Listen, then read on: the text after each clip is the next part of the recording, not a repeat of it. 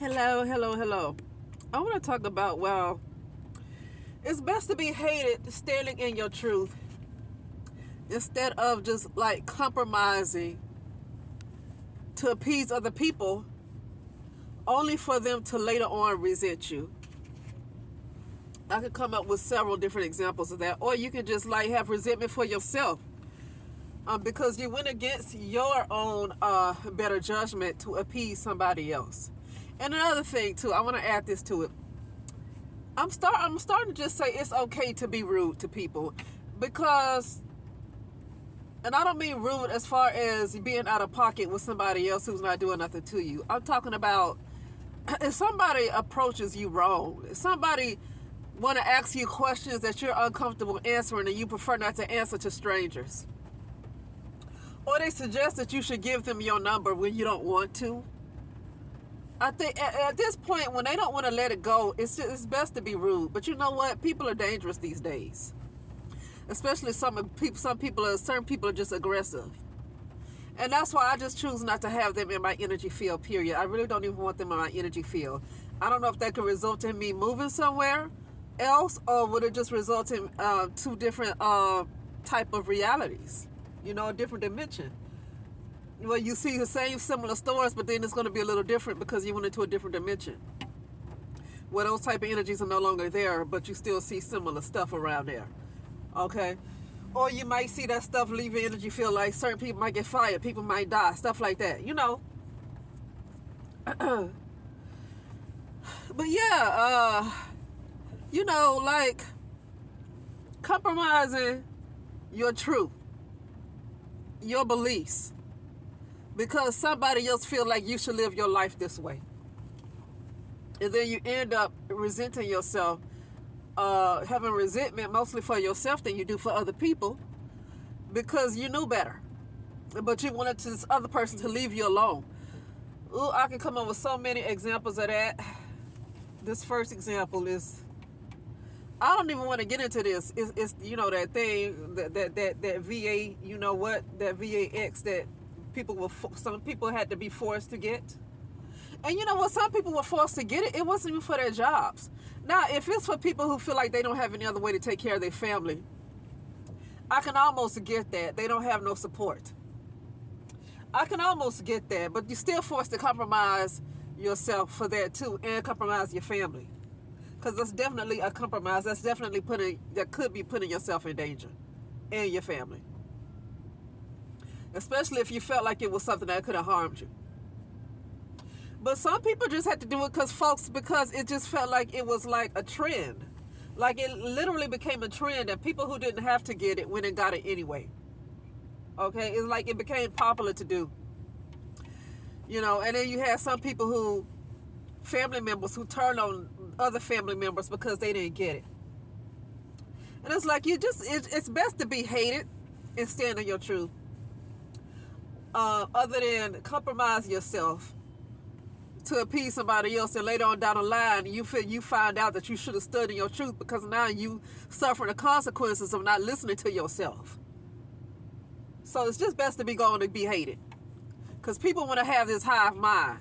I see a lot of people don't have an independent mind like they think they have. People think they're in control of their life. They're really not. They really aren't.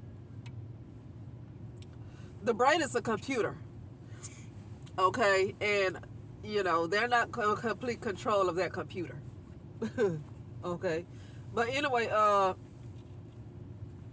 was listening to somebody and she was talking about how so-called, black women, brown women were being blamed for the femininity of, and the homosexuality of so-called black men, right? And now, let me tell you something. It was a time when, black women, so-called black women, brown women did not accept homosexuality. It was a time when she did not accept the transgender or transsexual. It was a time when brown women did not accept that. But you get in the 2000s, a lot of brown women are being just gaslit. They're being criticized.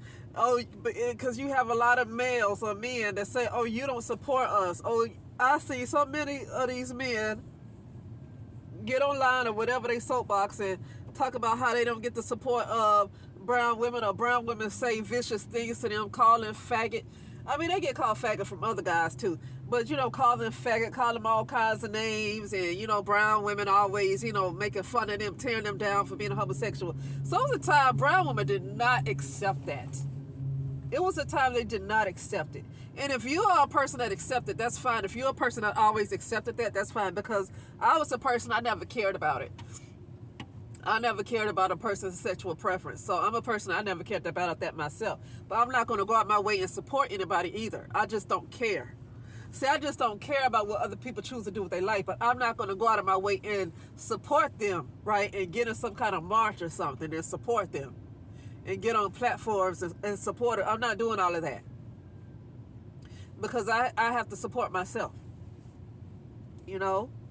And so I was listening to this lady talking about now how brown women are now being blamed for the homosexuality and the increasing homosexuality in black men, brown men. You see what I'm talking about? That's why they should have went on and stood in their truth from the beginning. I don't care how rude they seem. They should have went on and stood in their truth in the beginning, because look at what's happening now. Because now you got so many brown women that was gaslit. You got a lot of brown women that never supported that was never agreed with homosexuality, right?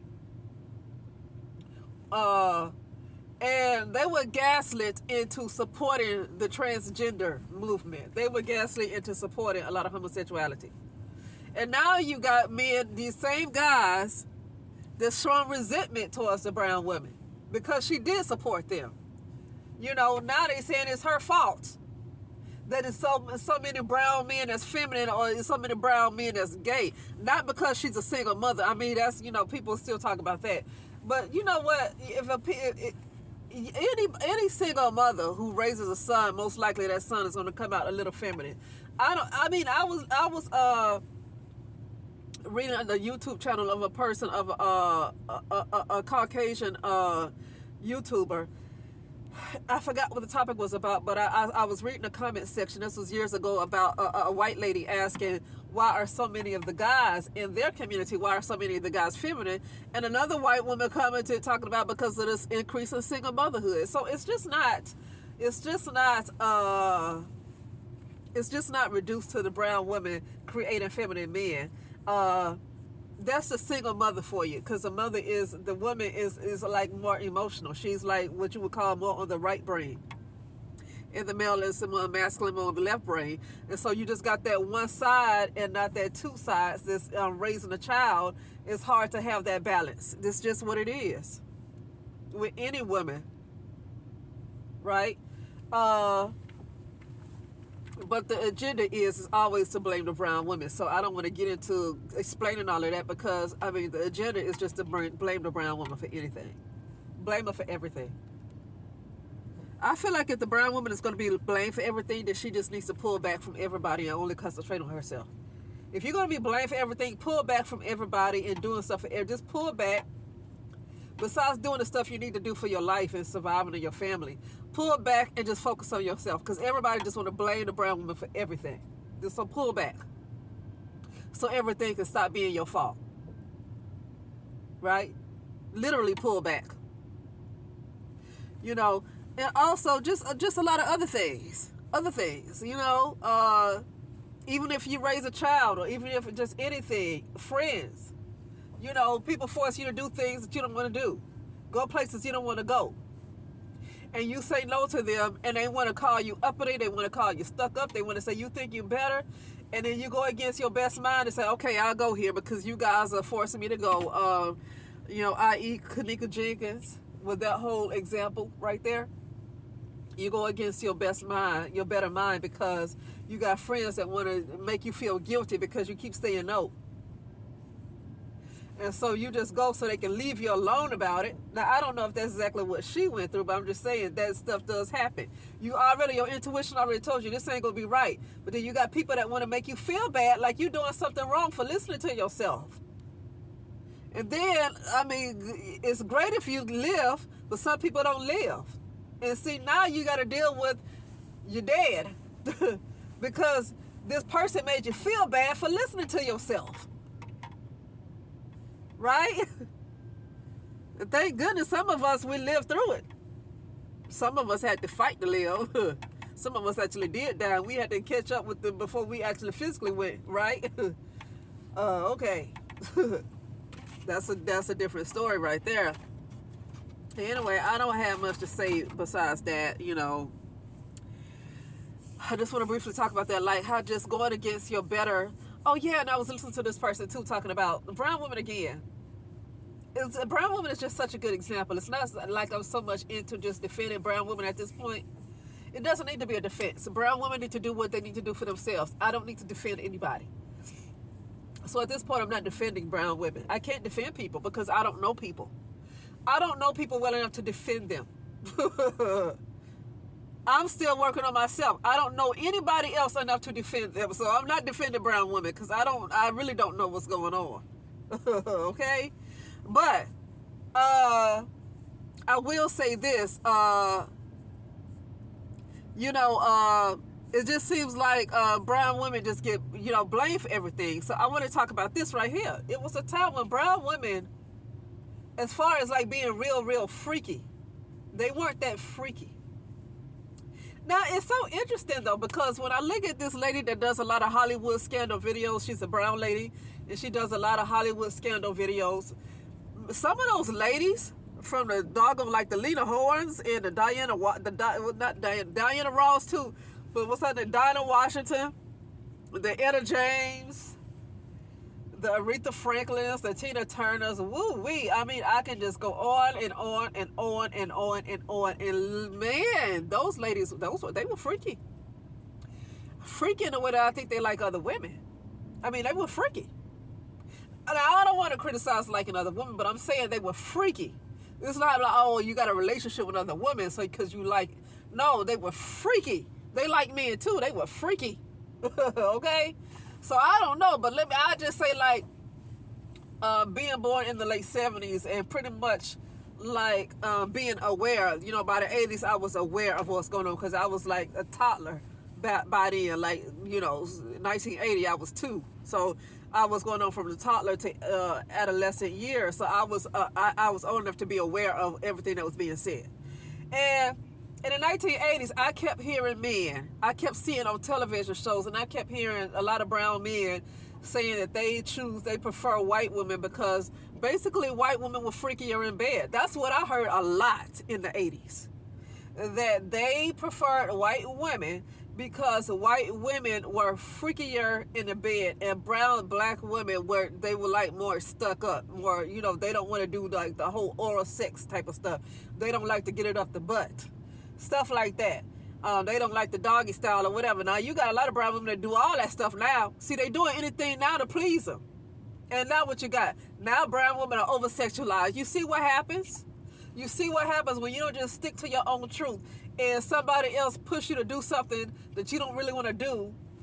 And now you got this going on. Now you're over-sexualized. Now you don't do nothing but twerk. Now you just ratchet. You see? But that's a sector of brown women that they like to focus on because not all brown women do stuff like that. It's a whole lot of brown women that I come across that don't do nothing, ain't involved with nobody, don't have no children.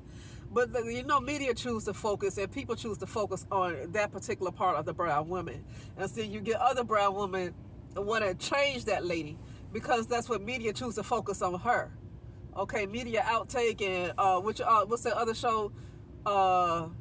What's the other one that they like to put these ghetto brown women?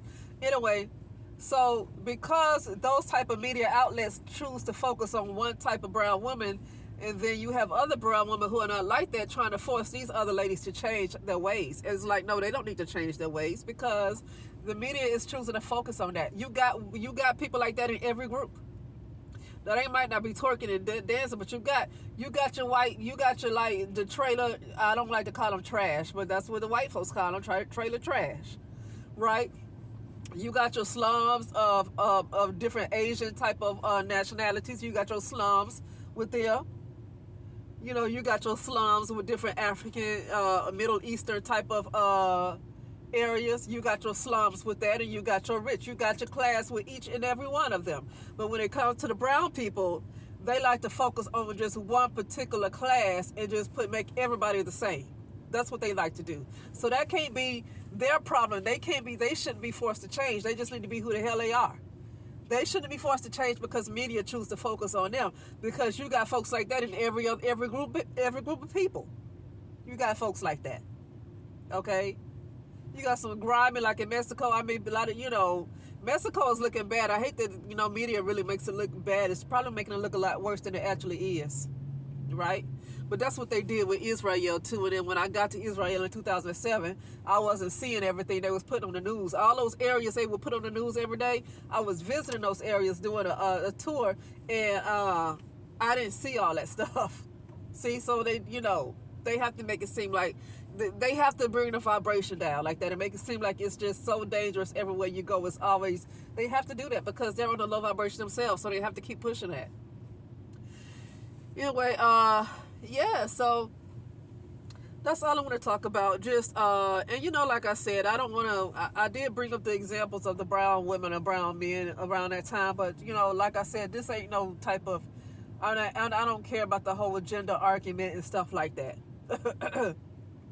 I don't really care about that. I'm just talking about what happened, during that time. I mean, it's like, any witness can attest to that, right? But it's not necessarily about really any arguments and having any issues with the brown male or the brown woman. It's just like just talking about compromising your truth to do what somebody else wants you to do, right? Compromising your truth to do what somebody else would like you to do. Oh yeah, brown women fell. I don't even want to call them brown women. The females during the time of parthenogenesis and the females during the time of matriarchy, the more healthy matriarchy, compromised themselves big time. They didn't have to do what the male said wanted them to do. They didn't have to do it. Now, during the time of parthenogenesis, I don't even know what to call them. I see the people, they didn't look like human beings. They look like something different. They didn't look like humans do today. They probably look very tall and very like a creature. But if they were female, probably had tails too. You know what I'm saying? But something happened where they were compromised. Okay, something happened where they were compromised. Okay, so anyway, that's what I'm talking about. And look at what you got. Look at this. Look at what we got here. You see? Because of the compromising. Because somebody else made you feel guilty for not compromising. Now look at where we are. Some of us in the billions of years old. Like literally in the billions of years old. Somewhere along the line, before we fell into some human type of form, we compromised something. Well, it could have been a war that broke out. Maybe we didn't compromise. Maybe it was a war that broke out. But somewhere along the line, some of us compromised. And look at this right here. Look at this reality. Look at this virtual reality that we come into. Look how bad it is to compromise. Anyway, that's it, and I'll talk later.